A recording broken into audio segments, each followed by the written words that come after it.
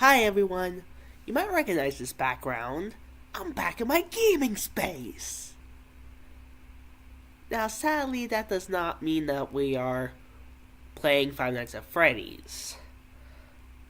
I am bored half to death, still haven't gotten anything down on my paper, and quite frankly I'm just not in the mood right now. So, I'm not in the mood to play Five Nights at Freddy's, and I'm bored as hell. So out of sheer boredom, and against my better judgment and most likely my well-being, i.e. my mental health, I am going to be watching more Spirit Science. I got oven mitt. Mom already told people who watch this to get an oven mitt, so got an oven mitt. So in case Jordan says something really stupid, I can just do this. I'm going to send this to a few friends, and we'll be rolling.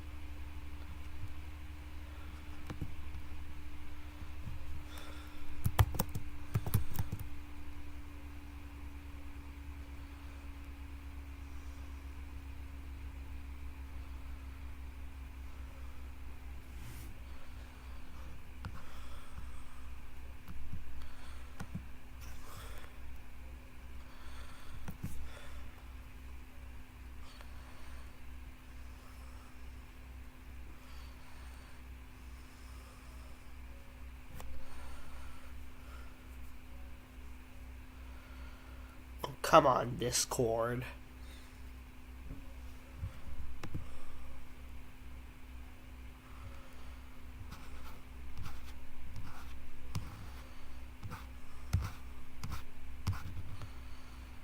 Oh god, my computer. It's dying. It's not even hot. I don't know why. All I know is that it's dying. And Discord ain't working worth a crap. Well, shit.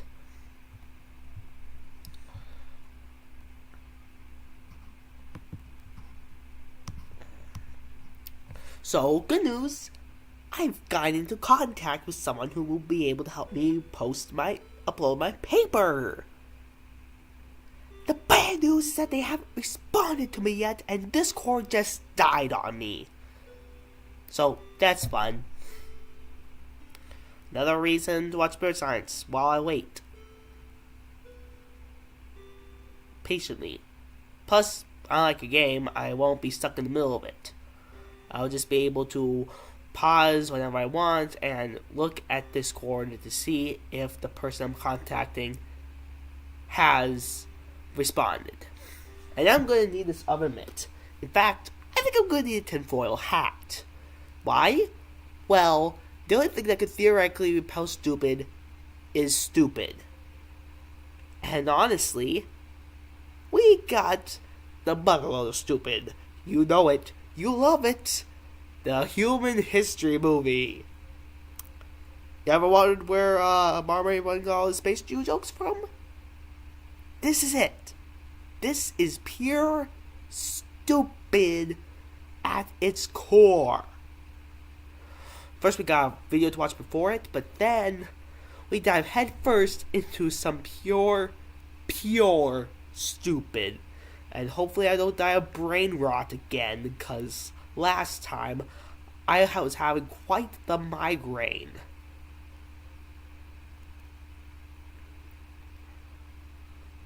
Like, I'm not joking, I was having the migraine of my life. It wasn't fun, not one little bit. That's how bad that was, the stupid. So let's hope that today the stupid doesn't kill me again. Let's hope that my brain stays fully healthy and whatnot, but my mental health is probably going to break from this. So, you know, there's that to worry about. Going back to the drawing board. Doobly doop doop. Has anyone come online? Doobly doop. Is Discord functional? Doobly doop doop. Let me just close Discord here. And then open her back up. And it's broken. Great. Just great.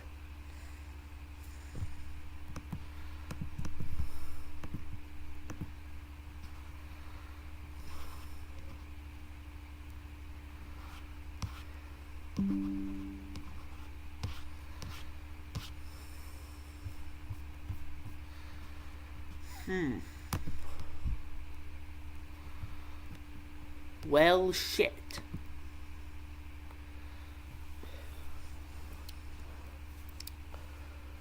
This is not fun. Cause, I need Discord to communicate with that person. But with Discord down, I can't communicate with them. That's gonna be a problem for me uploading my paper. Which means I'm gonna have to continue to wait on the stream for someone who goes to college, or a college professor, or some PhD scientist or something like that to come to my door knocking, saying, "Hey, I got a solution for your problem."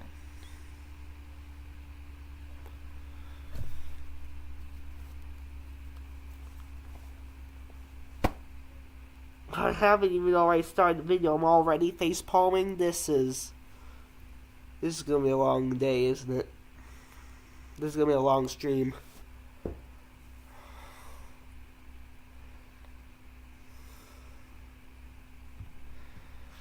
Anyways, let me just...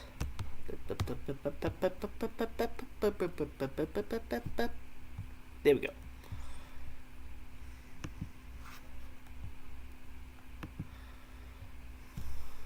Yeah, apparently we got this video here called Spirit Science 1111 DNA Activation. This is gonna be bullshit.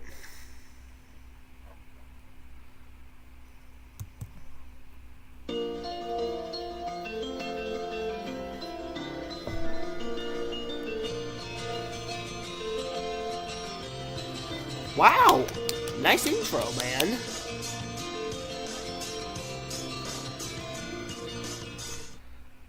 In part 1, we talked about the activation of our DNA, and this is a concept that is not entirely understood yet. This is something that is happening right now. It's not something that will happen all of a sudden and that you have to wait for.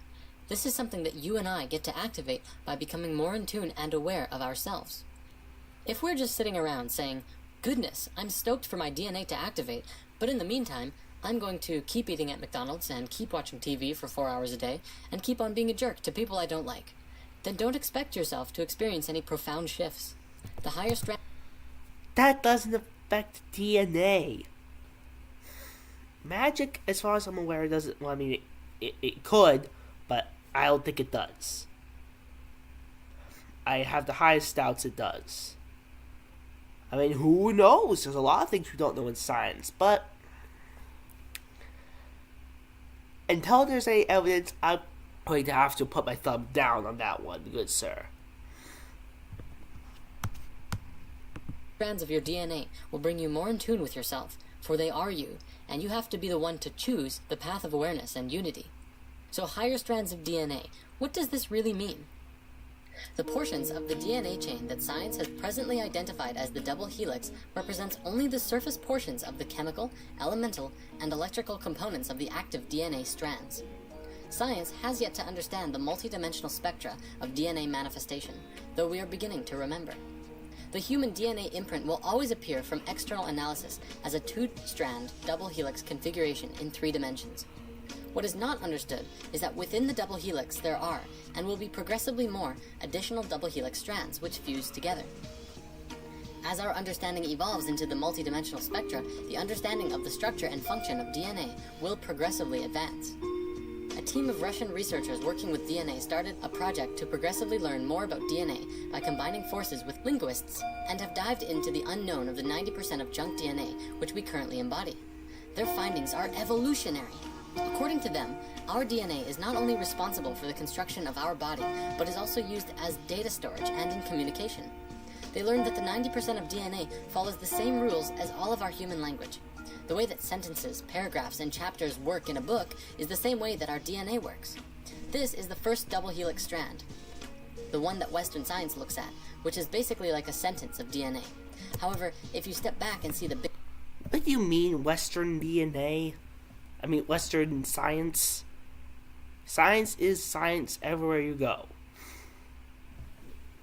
Bigger picture, you begin to see the paragraph. Stepping back further and you see the chapter, and so on. These larger and larger strands span through the different frequencies of reality, the different dimensions, which makes them harder to find in our modern science.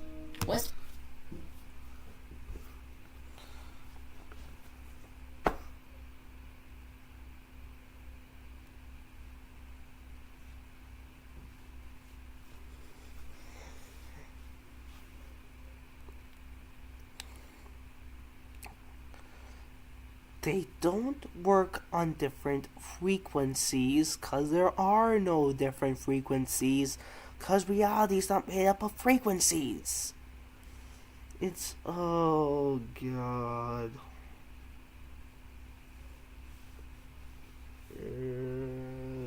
My head hurts.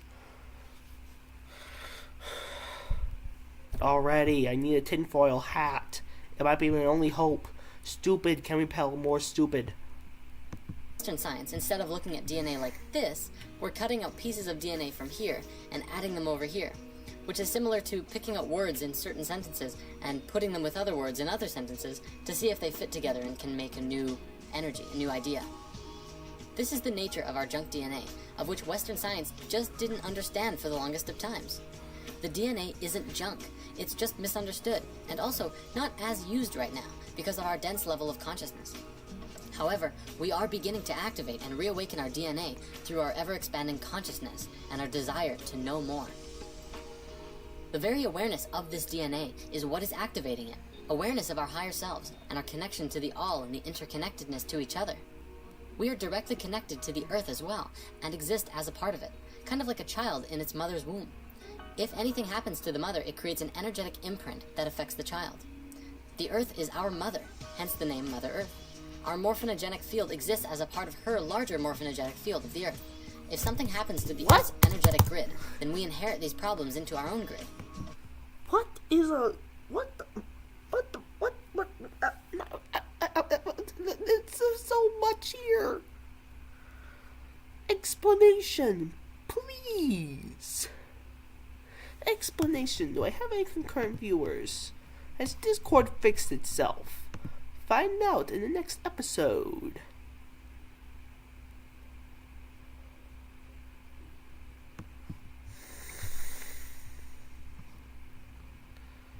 I'm just gonna check Discord real quick. See you in a moment. Bye.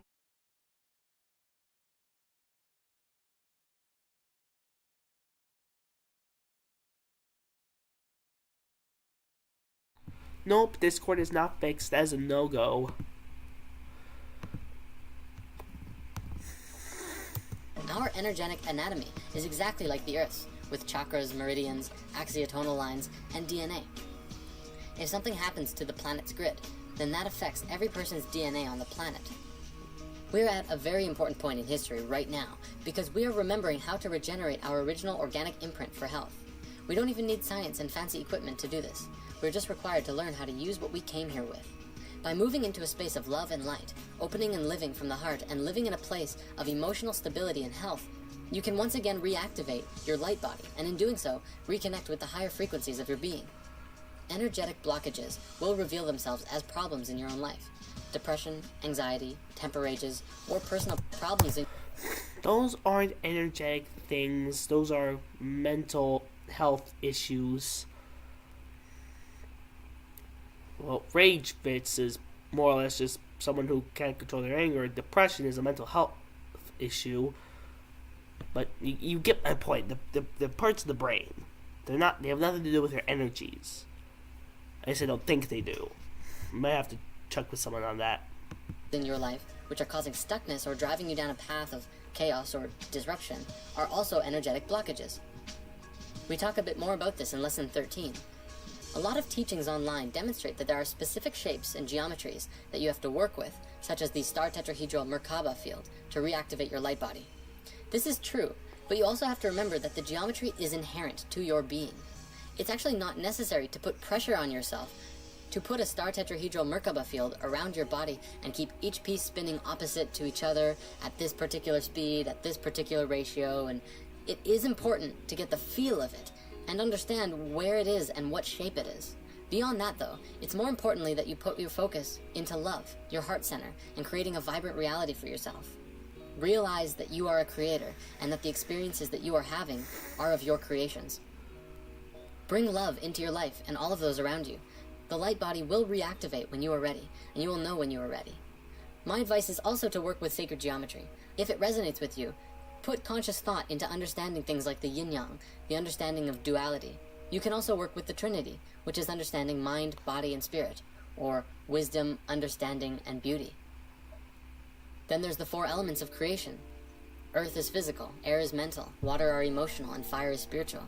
If you're familiar with the tarot, you can use it to go so much deeper into understanding the 4 elements, which is the basis of the 4 suits in a playing deck of cards. And the major arcana are the experiences that you go through, the toroidal field geometry, from the path to the fool to understanding the all, from the singularity all the way around to the singularity. Beyond that, you can also try working with energies, meditate with crystals, go get Reiki, or practice Qigong. The more you work with them, the more receptive you become to feeling the energy fields all around you. The final thing I want to say is this: we are all one, and our DNA is connected. The process of DNA activation is as much a solo journey as it is a collective one. Through conscious conversation, getting in tune with your friends, and opening up your heart to those around you who you can trust will facilitate DNA activation within not just you, but those who you communicate with. Think of it like a big jigsaw puzzle, and everyone has a different piece of this puzzle. By simply communicating with them, hugging them, gazing into their eyes, listening to what they have to say, and sharing what you know with them, you will facilitate a transfer of energy. And that's just it. DNA activation is feeling. Truly feeling more than you ever have before. There was a TED Talks by a man named Paul Zak, who spoke about trust, morality, and oxytocin, the hormone that facilitated these feelings within. In my understanding, hormones like oxytocin are the third-dimensional manifestation of these feelings and vibrations from the higher frequency, coming down into the physical body. Just as the heart organ is the physical manifestation of the source and center of your being and a different frequency as well. I will link you to this video, and ultimately what he concluded was that physical contact, hugging, holding hands, eye-gazing, are some of the most important factors in awakening to your whole self. Opening up true feelings of trust and awareness of yourself and others is what's going to take us to the next level of human connection. For when we can look into another's eyes and see ourselves, that's when we know we're on the right track. Want to change the world? Paul's conclusion was 5 hugs a day, and make them count.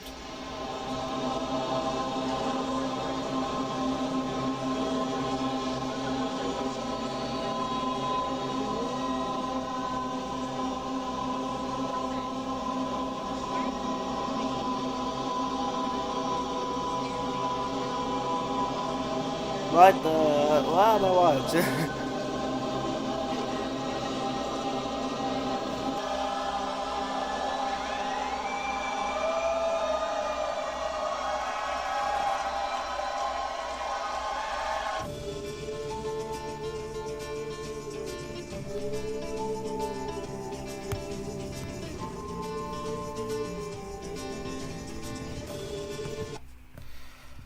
Beautiful message wrapped up in a bunch of woo and magic.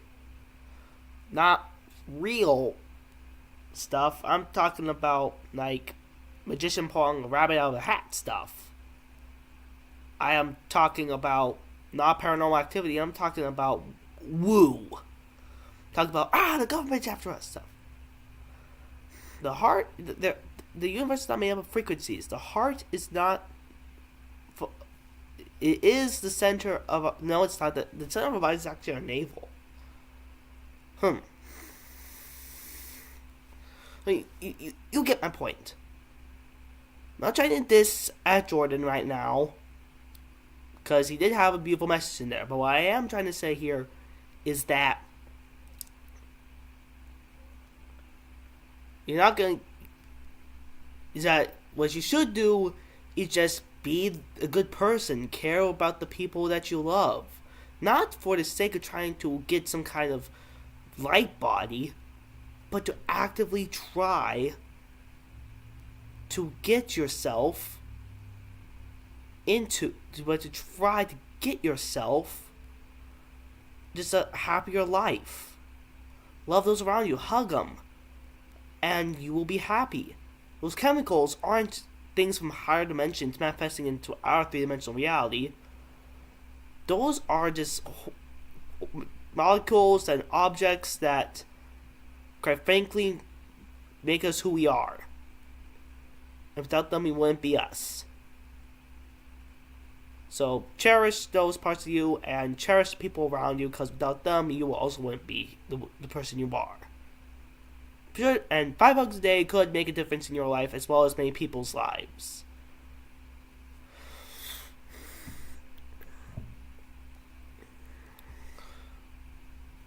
And would Jordan define consciousness, please? He's been tossing that word around, and I don't even know what the hell that is.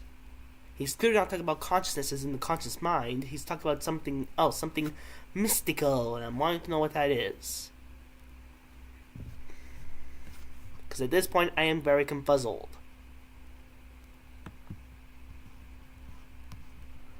Oh boy. Here I... Get ready, guys. I'm actually going to make a tinfoil hat here real quick to make me immune to the stupid. Be right back. BRB. BRB XYZ. Bah!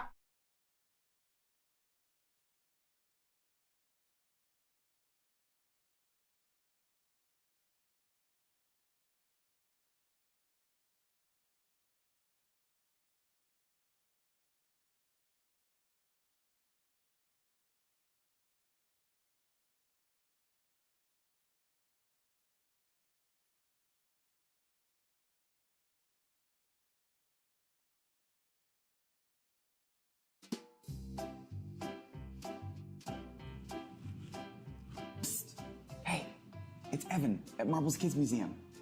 Today, we're making tinfoil hats so the aliens can't read our minds. I'm just kidding. We're gonna make them for fun. Tinfoil hats are perfect for pretend play, whether you're talking to aliens or sailing the 7 seas. So all you'll need for this is tinfoil, and I have mine right here. So let's start with the classic tinfoil hat. What you're gonna wanna do is stretch out your tinfoil and tear it off.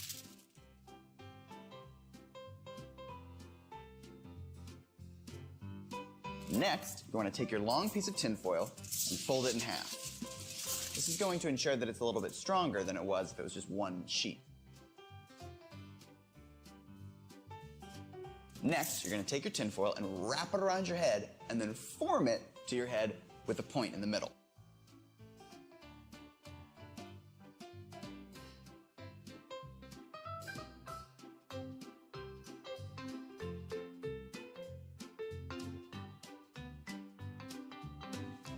Like that.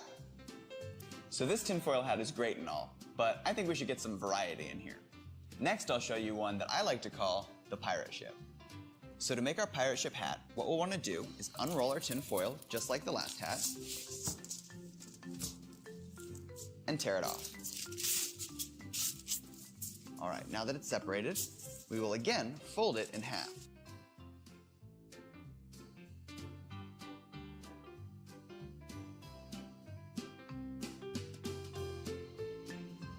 After it's been folded in half, fold the top down to the bottom. Now that we've had it folded, unfold it so that we can see the crease right here. So these next parts are the real tricky parts. Be careful not to tear your tin foil and follow along with me. So now that we've folded and unfolded this and we can see our crease, we're going to take both of our top corners and fold them down so that it creates a point right here.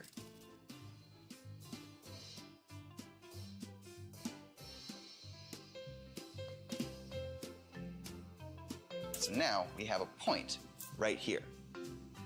Next, what you'll want to do is separate. Next, you want to take your long piece of tinfoil and fold it in half. This is going to ensure that it's a little bit stronger than it was if it was just one sheet. Next, you're going to take your tinfoil and wrap it around your head and then form it to your head with a point in the middle.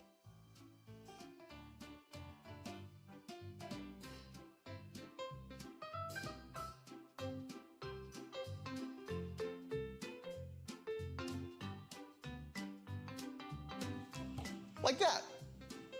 So this tinfoil hat is great and all, but I think we should get some variety in here. Next, I'll show you one that I like to call the pirate ship. So to make our pirate ship hat, what we'll want to do is unroll our tinfoil just like the last hat and tear it off. All right, now that it's separated, we will again fold it in half.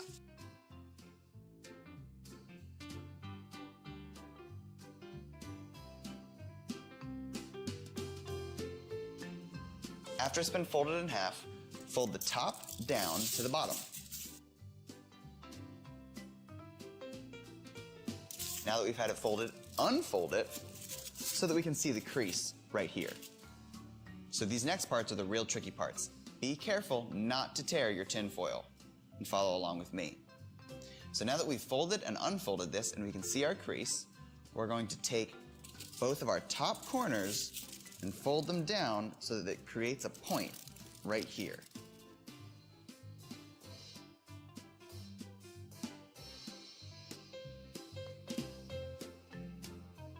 So now we have a point right here.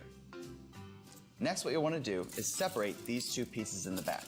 So gently tear your tinfoil in the back to separate this crease. Use your finger to separate the tinfoil on at Marbles Kids Museum.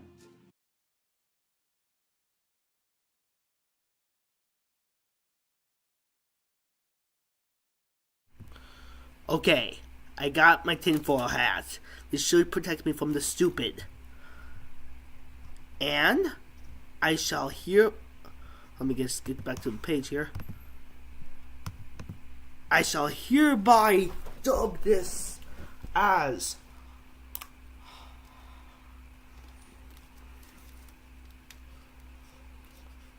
the stupid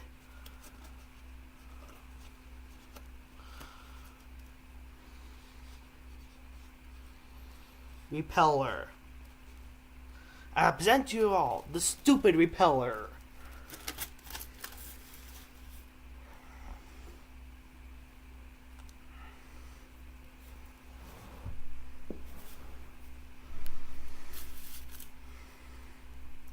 This should protect me from stupid.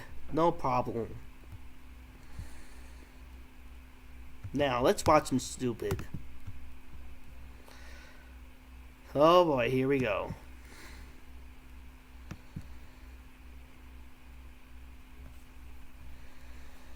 This is why I stopped shopping on Amazon, and you should too. Don't spend another dime on Amazon until... Over the last few thousand years, we have warped our own history. Our stories of the past have been changed, altered, mistranslated, and completely been misunderstood as we rounded the curve on the precession of the equinox. Modern views of our history account for many things, but completely dismiss many very important pieces in the puzzle. For example, the pyramids of Giza. There is no modern theory that accounts for how these could have been made. Incorrect.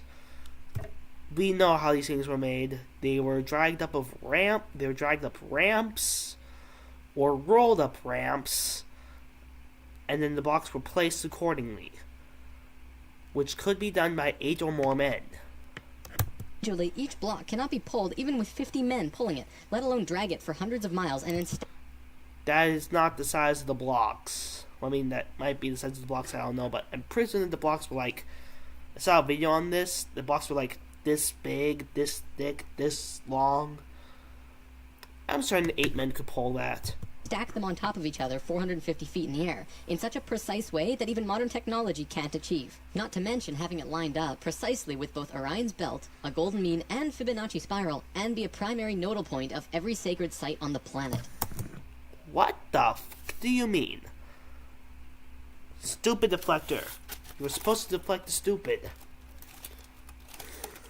They're actually going to have this side up front so you can see the stupid deflector name. And that's just one example. Our history is not what we think. Many things that we've been led to believe to be true simply is not. This has got to be the biggest. Incorrect. The field of archaeology recently saw some monumental discoveries that are rocking the foundation of what we think we know about ourselves. Many ancient cities such as Babylon, Erech, and Akkad that were written about in the Bible and other ancient texts were always thought to be myths because no one could prove they existed. Then, one of them was found. This led to finding another, and then another. Inside one of these cities, archaeologists found thousands of cylindrical clay tablets hidden deep within the earth under this ancient city. The tablets were completely covered in text, written in cuneiform, and tell an ancient story that spans back over hundreds of thousands of years on this planet, describing the history of the Earth and the origins of the human race in great detail. Now, the first thing we all want to do is just say that they were making things up. They didn't know the history of Earth, and they were simply creating tales to explain where they came from. However, if this was true, how can we explain how they knew so many things about the universe that would seem impossible to know? Not only did the Dogons know all about the distant planets in the solar system, but so did the Sumerians. They described them all in great detail in these Sumerian records. They also knew about the precession of the equinox. That's a tough one for a historian to understand, because it takes over 2,000 years of continuous observation to actually learn that the Earth has a wobble. The Sumerians had this information from day one of their civilization. A man named... Where is this evidence that you have? Like, where's the evidence for this? Seriously, where is the evidence? I don't see no evidence. Do I have any viewers? Nope. Zacharias Sitchin spent a long time transcribing these texts and had put them all together in his books, but many others have also done the same, and the interpretations are always very similar. Not only that, but Thoth has also shared information about this with us, and his account matches the Sumerian records.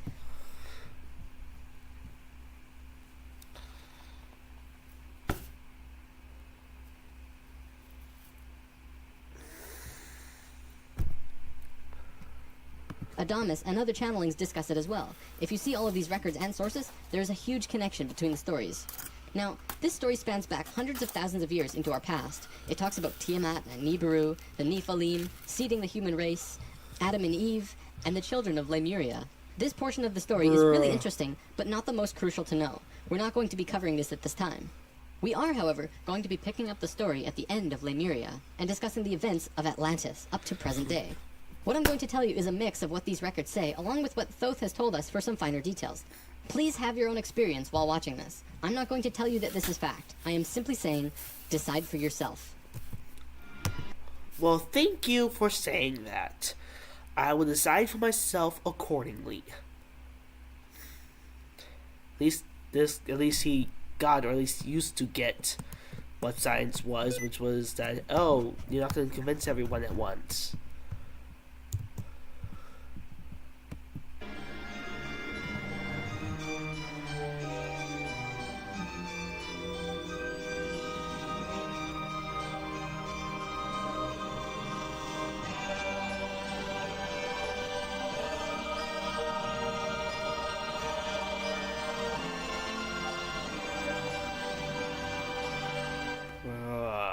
There was a time, long ago, when humans existed at a very high level of consciousness. We were interdimensional, and were very psychic. We communicated through thought and emotion, much like how animals do, rather than... We were interdimensional? You mean we were like Steve and could use a /execute command to teleport between realities? Boy, that's awesome! I always wanted God's power. I mean, not God, Steve's powers. God. I confused that because Steve is technically like a god. I have a theory about that. I'm gonna make that theory one of these days. Speaking or writing, which would seem very primitive. We lived primarily on a large string of island animals. We were interdimensional and were very psychic. We communicated through thought and emotion, much like how animals do, rather than speaking or writing, which would seem very primitive. We lived primarily on a large string of islands called Lemuria, but there was a consciousness shift. We moved up in consciousness, and the islands of Lemuria sank beneath the... Correlation, causation, fallacy, I think not. I don't think that was the case, not even close. The oceans. At the time of this shift, a new continent rose out of the waters. We called it Atlantis.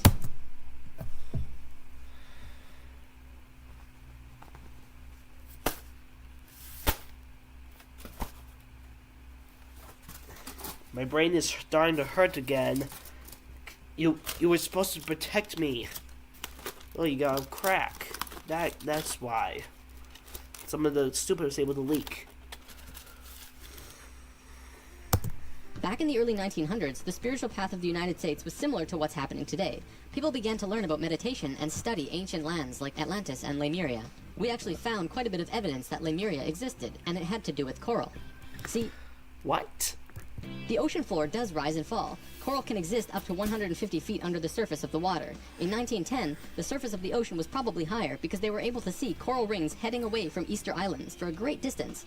These rings were estimated to be found at 1,800 feet, which means that for them to have existed, they would have had to be much higher and sunk slowly. Probably more important, they also found the exact same fauna and flora from the Hawaiian Islands all the way to the Easter Islands. This is a great distance, but if you look at a map, you'll see a long string.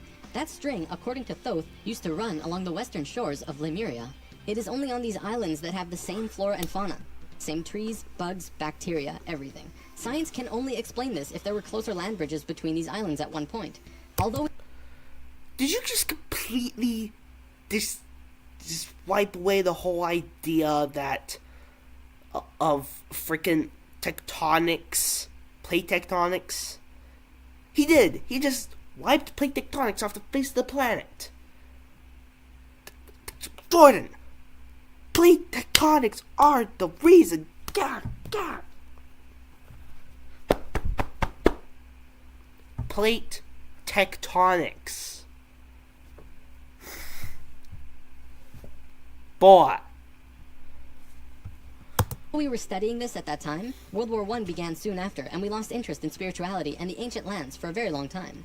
After the sinking of Lemuria and the rising of Atlantis, at first the human race became scattered. We moved to various islands and continents all over the world because we didn't have a home.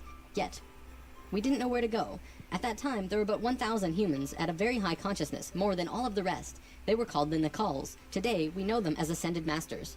The Nakals began preparing Atlantis to be our new home.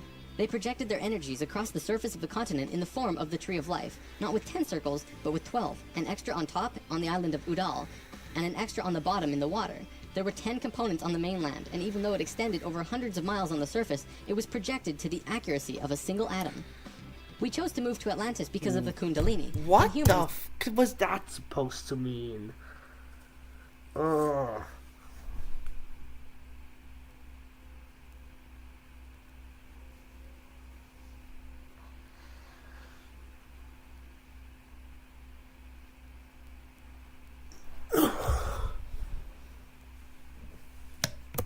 The Kundalini is often referred to as the energy serpent that runs up and down your spine. When activated, it provides an immense amount of energy through all of the chakras. The Earth itself also has a Kundalini because the Earth is alive, like an organism, running from the center of the planet to a specific place on the surface. Wherever the Kundalini resides, the people there become the spiritual leaders of the world. The Earth chose Atlantis to be the new energetic center of the planet. After Atlantis, the Kundalini moved to the mountains of Tibet, which is why the Buddhists were the leaders in pure spirituality for the last 13,000 years. It was a very pure place. It moved again within the last 10 years, but that's a story for another time. If you want to read more, check out the book The Serpent of Light by Drunvalo Melchizedek. Suddenly, in a... Drunvalo Melchizedek. The dumbass? You can trust that dumbass. You literally just said no such thing as plate tectonics, yet you admitted that the sea levels rise, seafloor rises and falls. Which, you know, happened because of plate tectonics.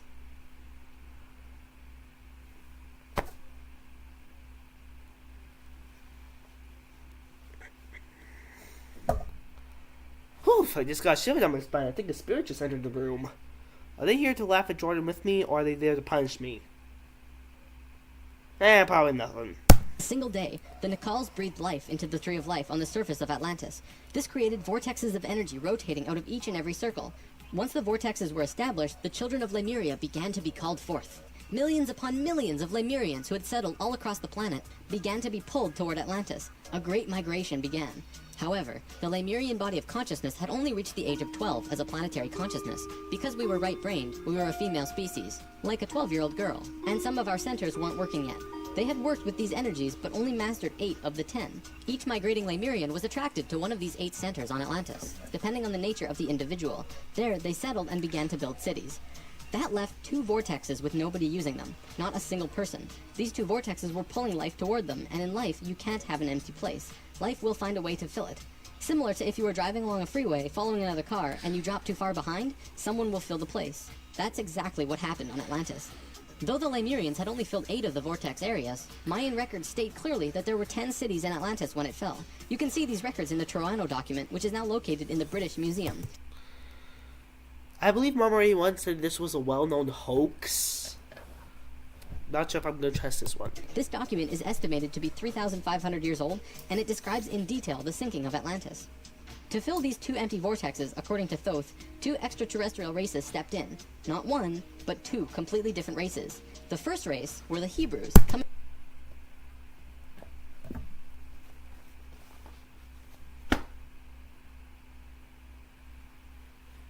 Probably a bad time to be watching that. Him say that. God! Stepped in. Not 1, but 2 completely different races. The first race were the Hebrews, coming from our future. Thoth says that they came from off-planet, but we don't know where exactly. The Hebrews were kind of like a kid who went through 5th grade and didn't make it, so they had to do that grade over again. They learned all the math, the left brain stuff, but they didn't get the right brain aspect of evolving consciousness. You really gonna downplay the Jews like that? Jordan, how could you? How could you do that to them?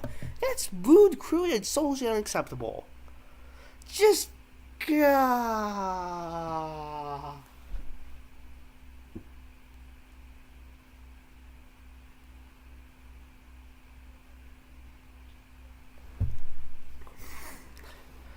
Jordan being a bully be like this. Putting the stupid deflector back on.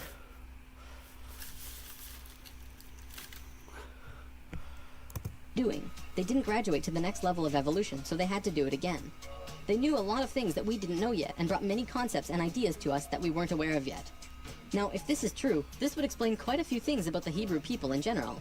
They seem to have many sacred geometries hidden within their culture. It also puts perspective on the story of Exodus. Perhaps Moses incarnated into that lifetime to free the Hebrews because they were not direct descendants of humans and were being treated unfairly. Or could it be that Moses was visited by an ascended master of the Hebrews who guided him to free their people? Given what we know about dimensions and consciousness, it definitely puts a fresh perspective on old stories that didn't make much sense. We could talk about this more, but let's continue for now. There were no problems caused by the Hebrews coming to Atlantis. They actually benefited our evolution. The other race that stepped in caused big problems. These beings came from the nearby planet of Mars.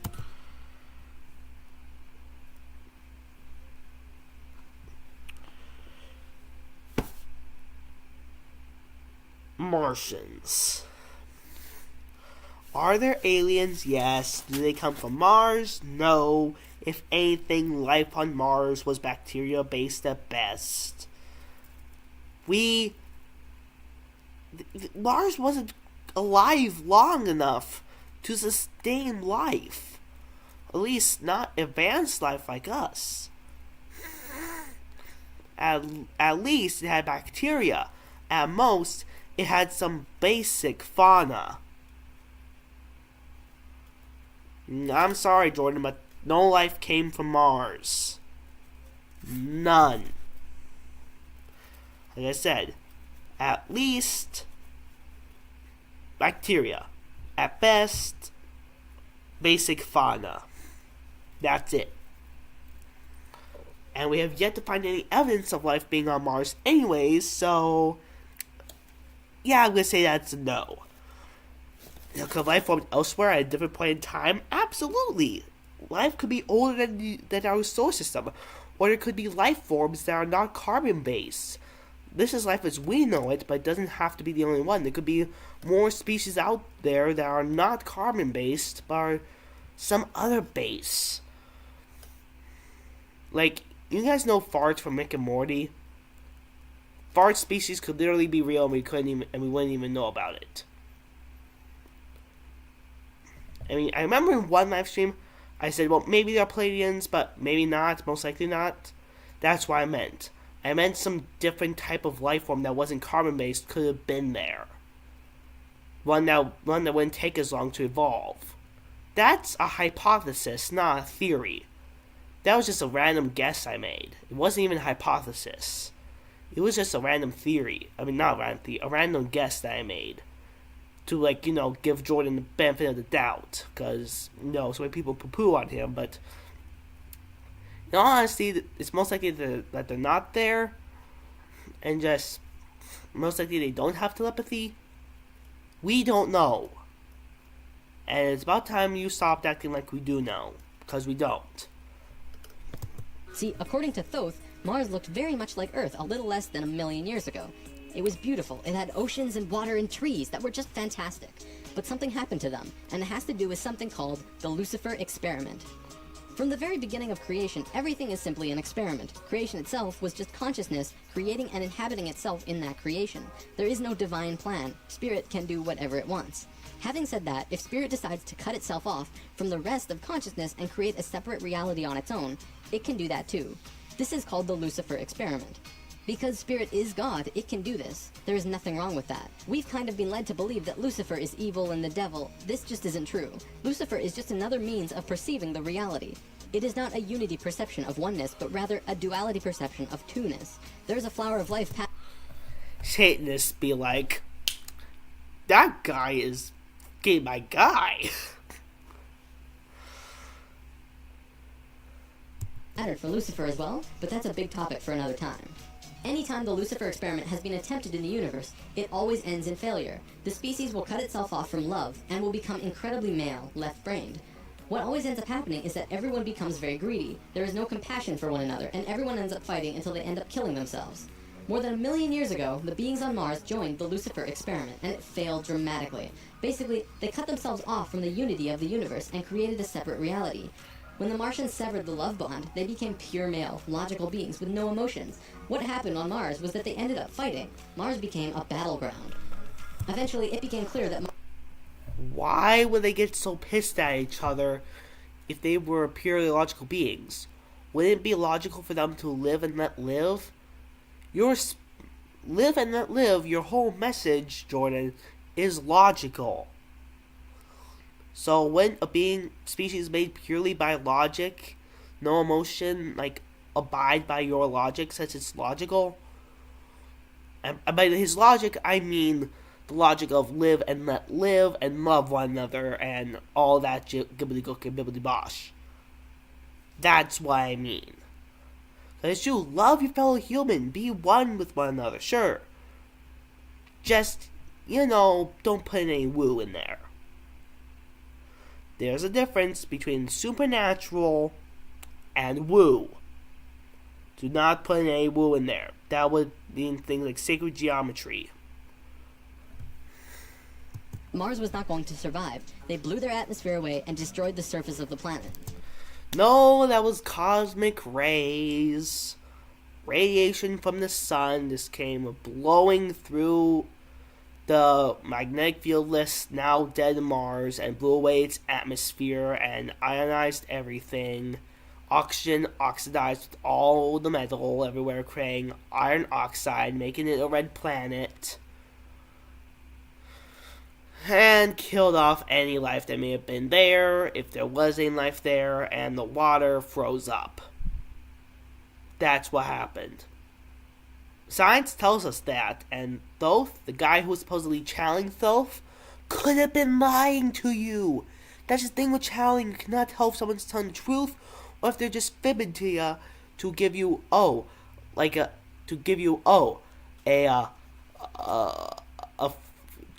give you, I don't know what they're trying to give you, but trying to make you part of the cult.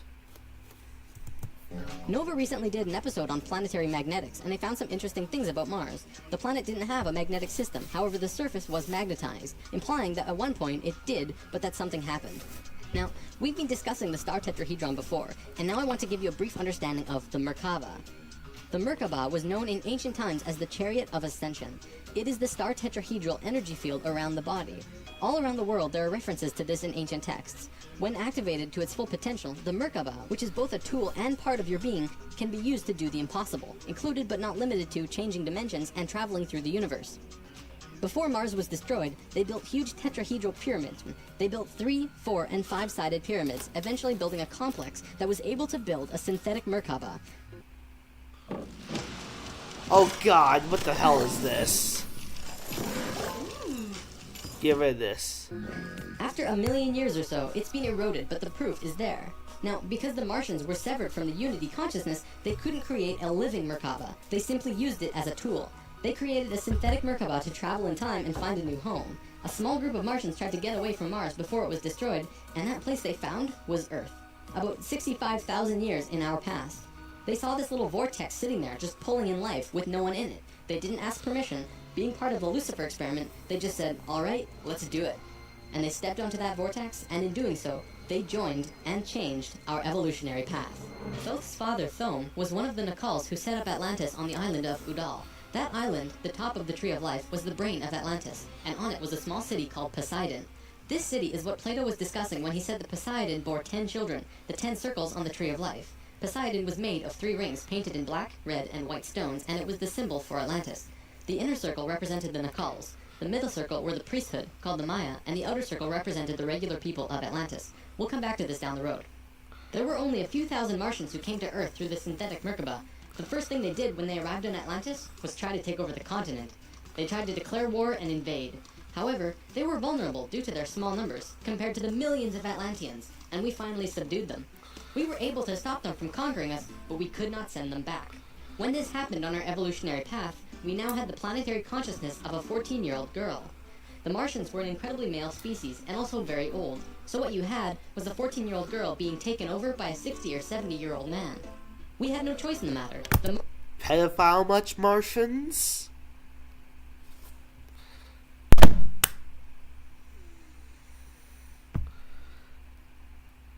I just realized that joke is probably gonna get me banned off of YouTube forever.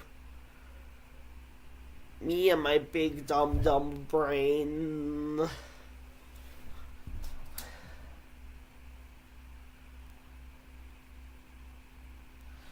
No, wait. That joke would only work if the 69-year-old male was a priest. There. Now it's better. Martians just stepped in and said, like it or not, we're here. They didn't care what we thought or felt about it. Really, it was no different from what the settlers of North America did to the Native Americans. Once the initial conflict was over, it was agreed that the Martians would try and understand this female thing they lacked. This emotional feeling, which they had none of at all. Things more or less settled for a while, but the Martians slowly began to implement their left-brain technologies, which the Atlanteans knew nothing about. One after the other, the Martians kept putting out these left-brain inventions, until the Atlanteans slowly began to see things through their left brain. We slowly began to become a male species. The Martians gained control, bit by bit, until eventually they had all of the power, as was their intention. The animosity between Atlanteans and the Martians never subsided, not even till the end of Atlantis. They hated each other. The Atlanteans were shoved down and treated like inferiors. It was like a marriage that the female component didn't like, but the male component didn't really care if she liked it or not. It remained this way for a very long time, until about 26,000 years ago, when the next phase slowly began. Before we continue, we have to talk about polar shifts. See, in the 1930s, Edgar Cayce was channeling information for a geologist when he stopped and he said, "There's something you should know. In the near future, the Earth's poles are going to shift." Cayce was a brilliant man with a very strong connection to higher dimensions, where he communicated with other beings for the human race. Ultimately, it was because of his channelings that the belief system called New Age was created. This is again just putting what he was doing into boxes of understanding, because no one else understood what he was doing at that time. Nevertheless, when Cayce talked, people listened.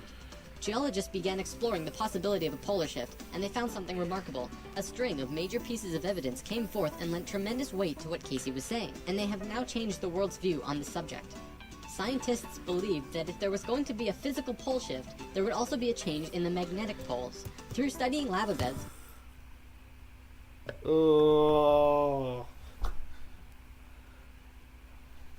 I thought you were getting kind of close to reality there, but then you said the pole shift, when pole shift happens to magnetic pole shift, and you lost me.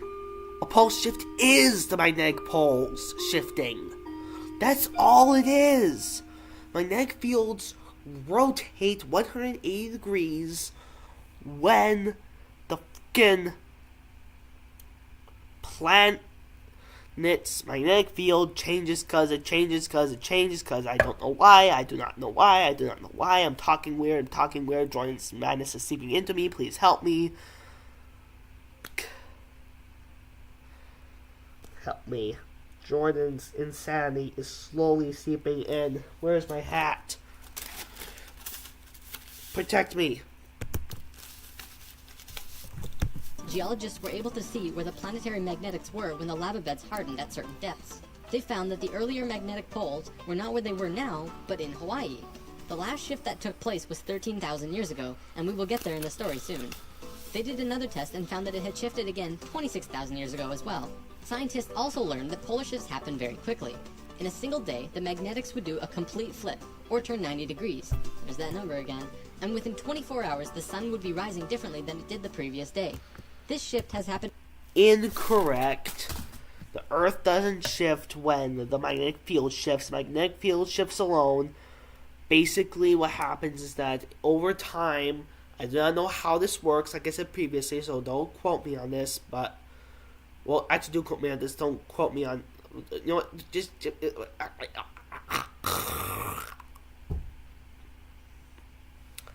basically what happens is, magnetic field is going like this, then it gets all wonky wonky, we get several thousands of poles, and it settles back down to 2, and when that happens, it goes the opposite way.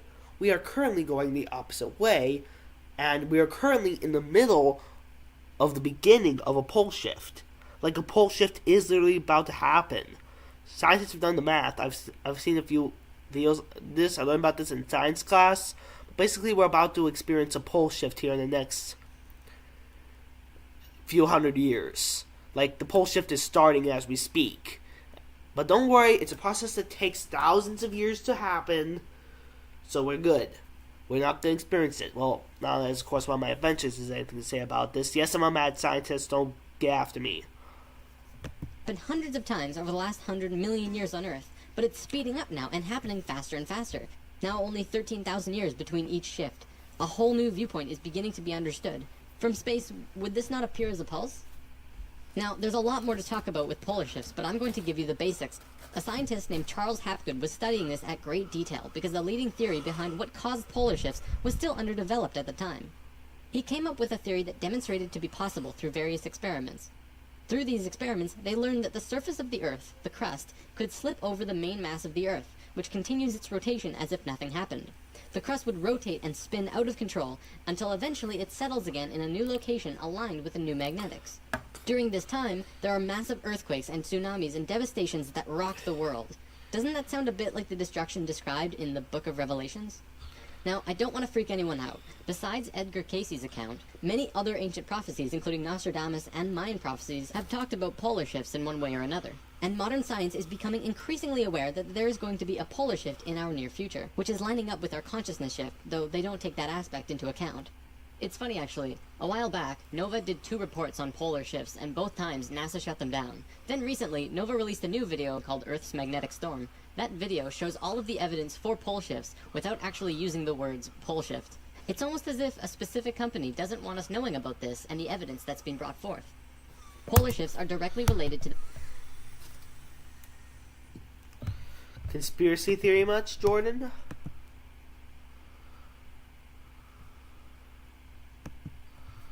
the magnetics of the planet as well. Planetary magnetics are supposed to look like this, but the reality is much different. Our magnetics have been weakening over the last 500 years or so, and today, they look a little more like this. It was the magnetics becoming more and more warped that's causing many of the problems we've seen in the last 20 years. Birds follow the magnetics of the planet to migrate, and they'd be ending up in places they shouldn't be. Whales were continually beaching themselves in the 90s because they followed these magnetics, which led them to land where there should have been water. As for humans, you know how on the night of the full moon there are more rapes, murders, and violent crimes than any other night of the lunar cycle? I had never heard of that. Source, please. Well, the moon affects the magnetics of the Earth, slightly. But the magnetics are so warped right now, it's affecting how we think and act as a planet. Our collapse of social structure is related to the geomagnetics of the Earth. Or perhaps it's the other way around. There's one other thing that we need to discuss about polar shifts. They always line up with a consciousness shift. They are interrelated. Filth lived on Atlantis for a very long time, and he told us that he saw the Earth shift 5 times, watching the sun rise in the east, and then the west, then the east, then the west. This is how to explain why during a consciousness shift at the end of Lemuria, it sank beneath the oceans and Atlantis rose. If the crust was spinning randomly around the planet, many geological events such as continents rising and falling would take place. Now that we have an understanding of polar shifts, we can continue with this drama on Atlantis. 26,000 years ago, we were exactly where we were today on the precession of the equinox. We had gone through our falling asleep phase, and we were about to begin waking up. It was at this point that there was a small consciousness shift. We actually went down in consciousness, not up. A piece of Atlantis about the size of Rhode Island sank into the ocean. This caused a tremendous amount of fear within the Atlanteans, because they thought they were going to lose the whole continent, like what happened with Lemuria. Because of the consciousness shift, one of the bigger things they lost was their connection to the future. They couldn't foresee big events such as the potential sinking of their home. After about 200 years, this fear began to subside. Now, in both the Bible and the Sumerian records, the accounts of Adam, Eve, and all of their children were recorded to have exceptionally long lifespans, like 900 years or so. So 200 years for us back then is like 20 years for us today. We'll explain how we got there soon. Things kind of settled for a while, and then between 13,000 and 16,000 years ago, a comet approached the Earth. Because we were living at a high consciousness across all dimensions, the Atlanteans became aware of it before it hit. A great conflict occurred in Atlantis. The Martians, who were in the minority even though they were in control, wanted to blow it out of the sky with their laser technology. However, the Nacals had learned of the comet's true nature, and the Atlanteans protested. They said that the comet was in divine order. They had to allow it to take place naturally. Let it hit the Earth. That's what's supposed to happen. The Martians fought the Atlanteans, but in the end they gave in. The Martians agreed to let it hit the Earth. When the time arrived, it came screaming into the atmosphere, plunging into the Atlantic Ocean just off to the western shores of Atlantis, near where Charleston, South Carolina is now. Only that was at the bottom of the ocean at the time. Evidence! Evidence! Evidence, evidence, evidence, evidence, evidence, evidence, evidence, evidence, evidence, evidence, evidence. You need evidence! The remnants of the comet are now scattered across 4 states, and science has definitely determined that it hit at least 12,000 years ago, if not more. They're still finding pieces today. Although the main portion struck near Charleston, Wait a minute. scattered across 4 states, and science has definitely determined that it hit at least 12,000 years ago, if not more. They're still finding pieces today. That is the, what was that boundary? The KJ boundary or something like that? It's basically a boundary where the asteroids that wiped out the dinosaurs hit. Like, their debris got scattered all across the planet and it came down and settled and created this layer in the Earth that is located just below the dinosaurs' skeletons. Like, just below it.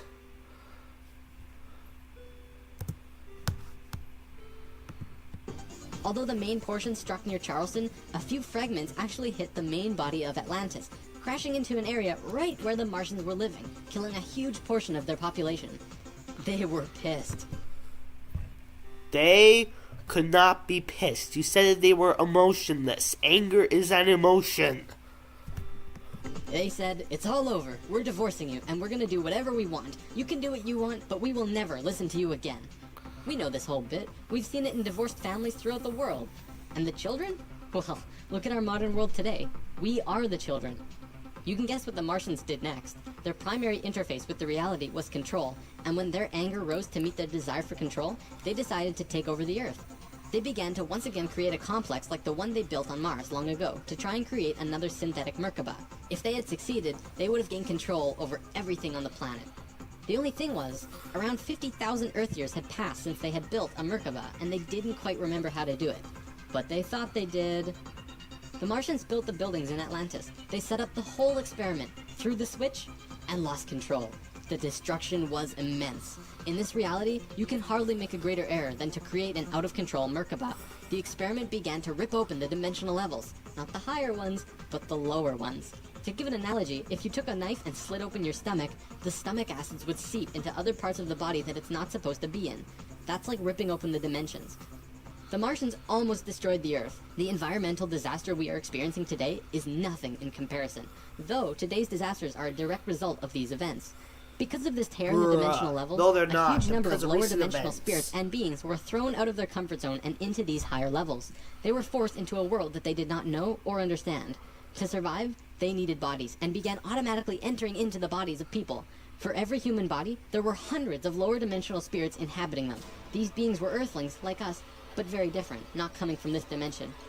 It was a catastrophe, probably the biggest the Earth has ever seen.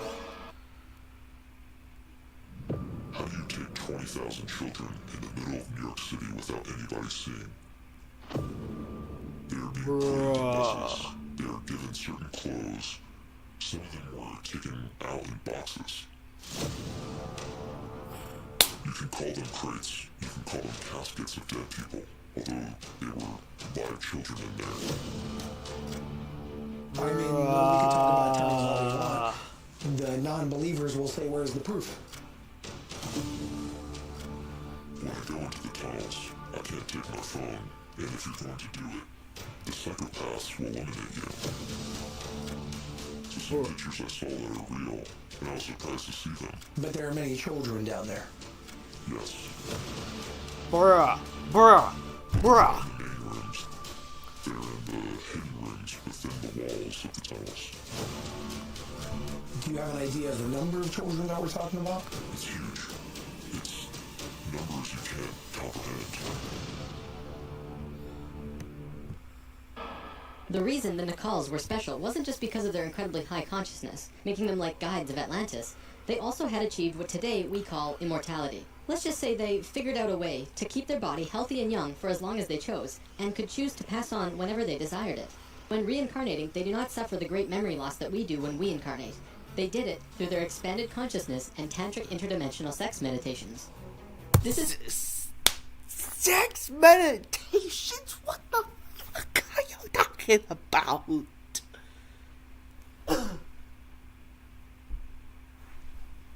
Though I do have a theory about that could make us. I do have an invention that could make us immortal. If that invention works, does that make me in the call? Just asking. Did I get any viewers?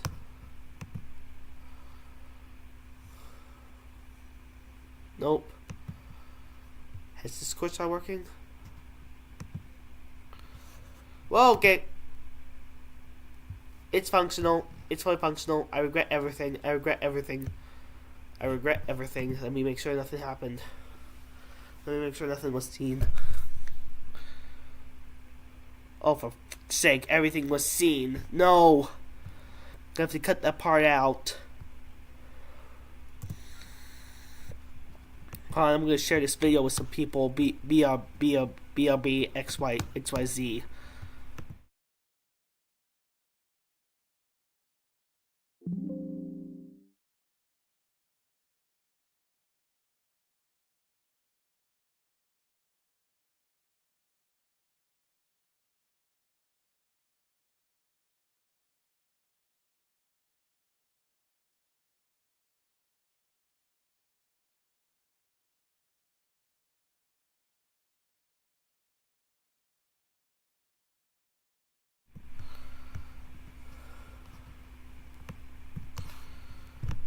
Back. I'm back. I always come back. Call me William Afton. I always come back. This is how Thoth was a priest king of Atlantis for thousands of years and stayed on Earth until 15 years ago when he gave all of his memories and understanding about sacred geometry to a man named Drunvalo Melchizedek.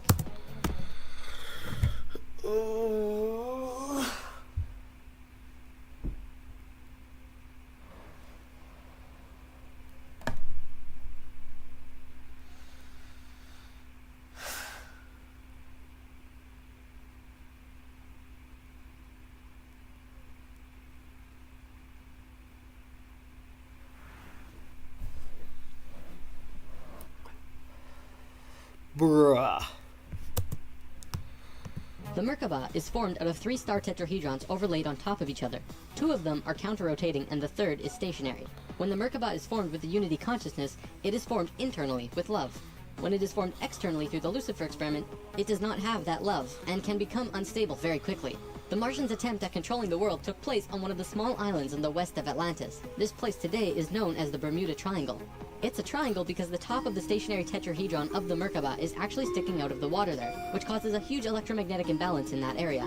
Many planes and boats have reported to have gone missing there. They just vanished without a trace. The imbalance is multidimensional, and in many cases these ships and planes have been sucked into different dimensions, never to be seen again.